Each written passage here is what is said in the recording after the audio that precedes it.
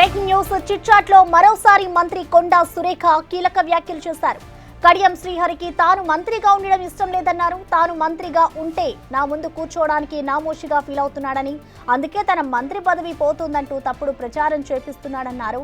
CM దగ్గరకు మంత్రి పొంగులేటి వద్దకు వెళ్లి తన మీద ఉన్నది లేనిది చెబుతున్నాడన్నారు కొండా సురేఖ. తన కూతురికి అదృష్టం లేదు, ఎమ్మెల్యే కాలేదు, కడియం కూతురికి అదృష్టం ఉంది, ఎంపీ అయిందన్నారు కొండా సురేఖ.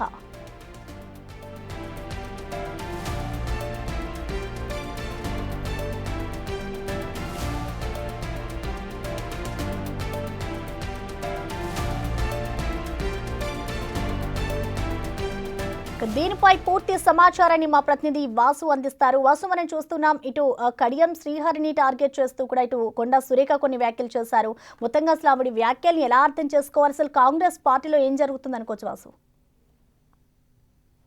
మరోసారి కొండా సురేఖ కీలక వ్యాఖ్యలు చేశారు. వరంగల్ రాజకీయాలు ఇప్పటికే వేడెక్కిన నేపథ్యం కావచ్చు, ఎమ్మెల్యేల సమావేశాలు, మరోపక్క నిన్న బహిరంగంగా మాట్లాడినటువంటి కొండా మురళి వ్యవహారం, మరోపక్క ఎమ్మెల్యే అక్కడ ఉన్నటువంటి నాయిని రాజేందర్ రెడ్డి మీడియా సమావేశం కావచ్చు, ఇక శ్రీహరి రాజకీయ నేపథ్యానికి సంబంధించిన కీలక వ్యాఖ్యలు కావచ్చు, వీటన్నిటికీ కౌంటర్ ఇస్తూ కూడా 3 అంశాలపైన కొండా సురేఖ మీడియాతో చిట్చాట్ చేశారు.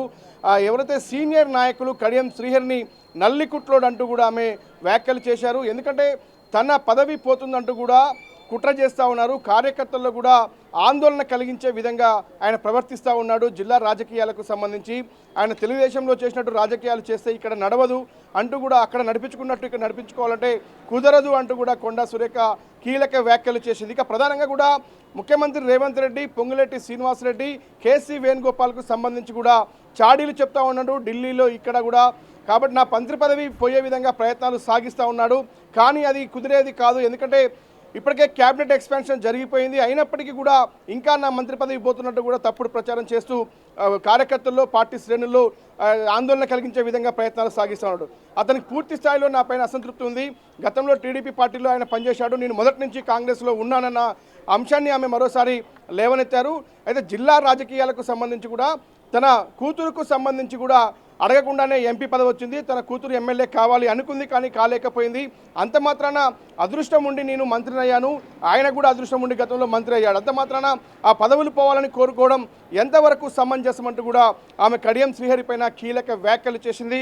మరోపక్క నాయిని రాజేందర్ రెడ్డికి సంబంధించి ఎమ్మెల్యే ఎవరైతే ఉన్నారో భద్రకాళి టెంపుల్ బోనాల అంశానికి సంబంధించి కూడా భద్రకాళి టెంపుల్కు హైదరాబాద్ బల్కంపేట ఎల్లమ్మ టెంపుల్ నుంచి కూడా తొలిసారి బోనం తీసుకెళ్లి కూడా ఘనంగా అక్కడ బోనాలు నిర్వహించాలని మేము భావిస్తున్నాం.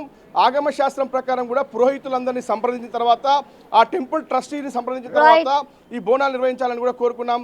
కానీ ఇక్కడ మాత్రం అంటే రాజకీయాలు అభివృద్ధిని అడ్డుకునే క్రమంలో భాగంగా నాయని ఈ మాటలు మాట్లాడంటారు. ఇక గోదావరి పుష్కరాలకు సంబంధించి కూడా ఒంటికన్ను ధోరణి చూపిస్తోంది కేంద్రం. 2000 కోట్ల రూపాయలు ఏపీ అడిగితే తెలంగాణ ప్రభుత్వం 200 కోట్లు కావాలని లేఖ రాసింది, కానీ ఇప్పటివరకు పైసా చెల్లించలేదు. ఏపీకి 40 కోట్ల రూపాయలు చెల్లించిందంటూ కూడా, కాబట్టి కేంద్ర మంత్రులు సహకరించాలని కూడా ఆమె కోరడం జరిగింది. మొత్తానికి 3 అంశాలపైన కొండా సురేఖ అయితే కొన్ని కీలక వ్యాఖ్యలు అయితే చేయడం జరిగింది. Thank you Vasu.